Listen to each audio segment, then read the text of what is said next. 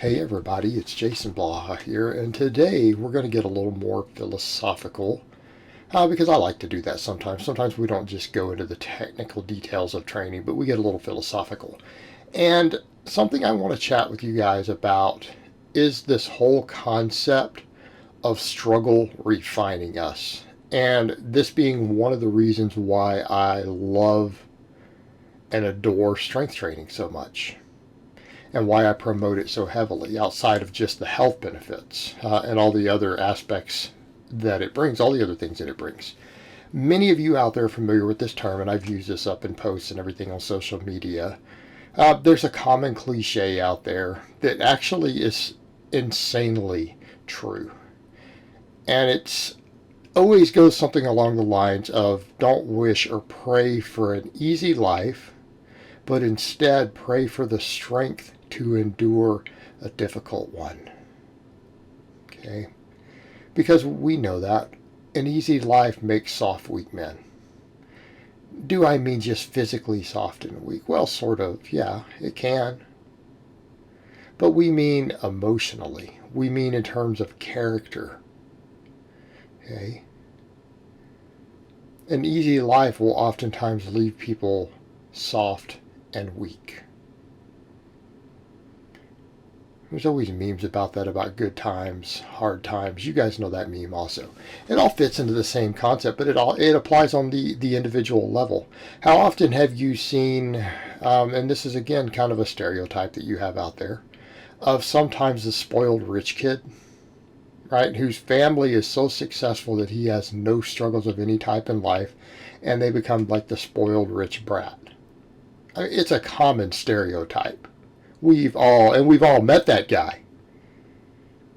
He has complete lack of character, and in some cases complete lack of ambition, and really doesn't even ever do anything productive and successful with his family's wealth beyond that, oftentimes just squandering it.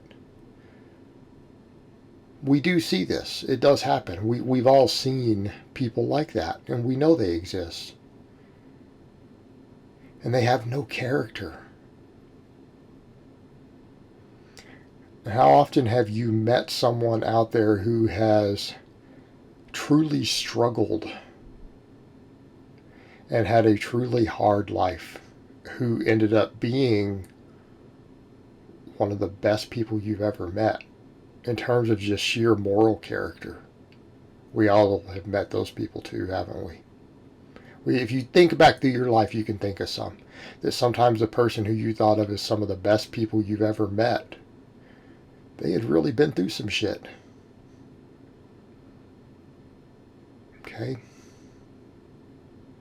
You live life long enough, you'll come to understand these things. Are these universally true? No. There will be exceptions to this, but they're very frequently true. And that can be applied to strength training because it is the same thing. Voluntary hardship. When we subject ourselves to struggle, it refines us. It makes us stronger. Okay?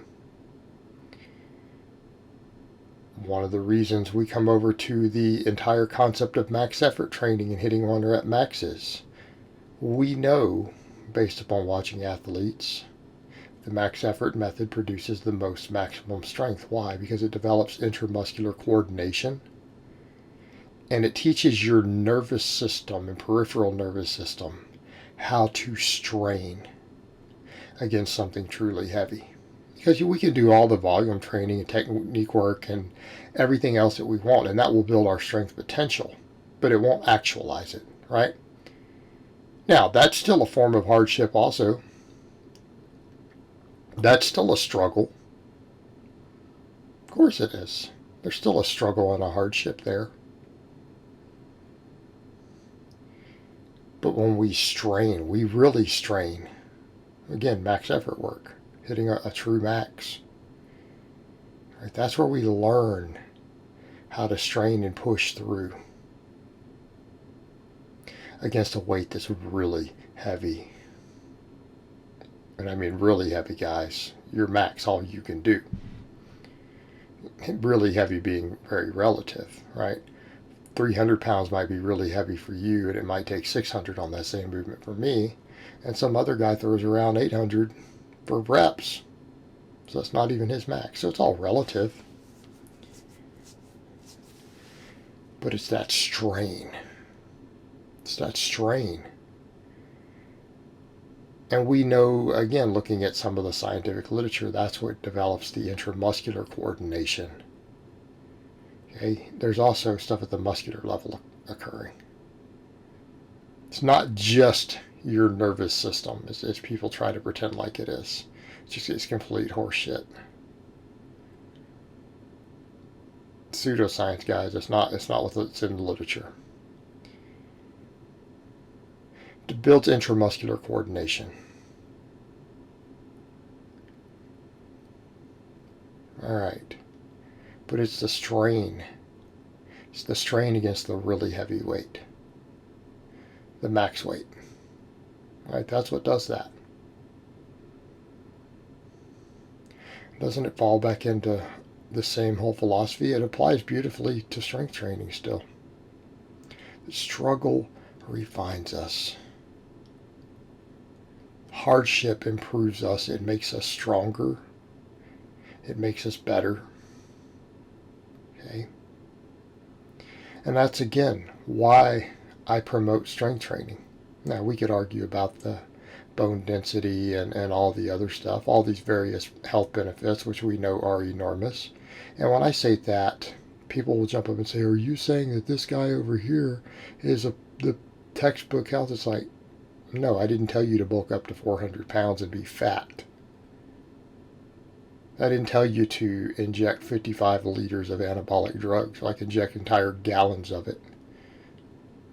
Yeah, I didn't tell you to do that. We talked about strength training. Strength training, the act of training to get stronger in all of its modalities, which includes hypertrophy training and conditioning and max work and all these other elements, right? These are all elements that are valuable to strength training. But what do they all have in common? They're all a form of voluntary hardship where we subject ourselves to struggle. We subject ourselves to struggle. Now, struggle doesn't always make us kinder. In some cases, it can make us harder. But it also does make us better. Right? We talk about the struggles in real life. Well, sometimes people who have been through a lot, they don't take a lot of shit or a bunch of crap off people either, do they? Yeah, we know that's true. That's often the case. But maybe that's part of being better. You know, because putting up with people's crap, when they give you crap or a hard time, that doesn't make you a good person either. I mean, realistically, someone who just puts up with bad people or stupid people treating them badly or mistreating them or talking down to them, well, you're not a good person by allowing that to happen. In fact, you're teaching the bad person that they can get away with that.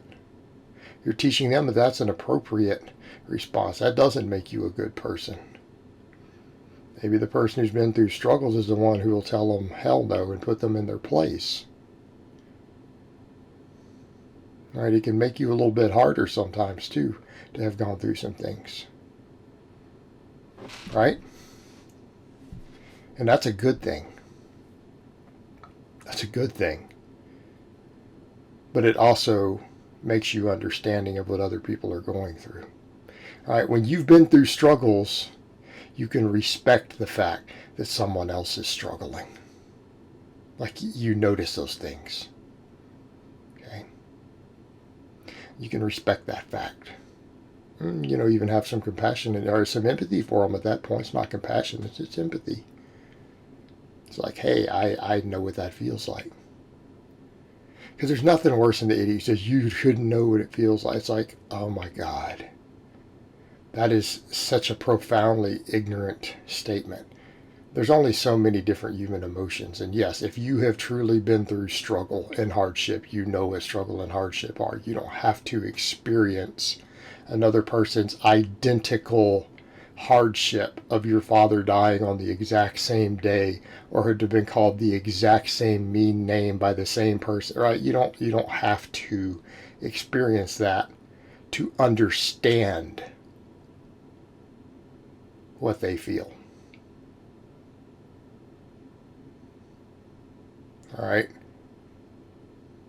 Hopefully people grasp that also. Nobody understands my struggles. Wow, you're someone who hadn't gone through many struggles yet. I can tell you right now, you're real early on in your struggles, or you got make-believe struggles.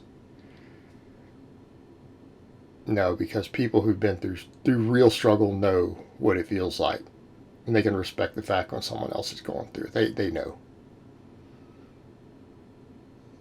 It's the same thing when we get into strength training. We see that other person putting in the work and the struggles that they're enduring. And we know the real deal or not when we see it. We can respect where they are in their journey sometimes. Strength training can build a certain camaraderie, can't it?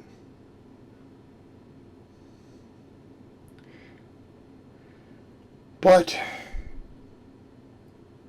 the point I wanted to make here is that because I understand what struggle is like in life, I've been through my own hardships, my own struggles, and I've seen people who've been through more struggles than me. I know people who are like who know me, who think I've been through more struggles than anyone they know. But I've met people. I've met people who've been through more than me, and I count my blessings. I didn't go through what they did. Struggle refines us, and you know what? Struggle under a barbell, just like any other struggle, refines you. Embrace that struggle. All right, guys, but that's really all I have to say on that today.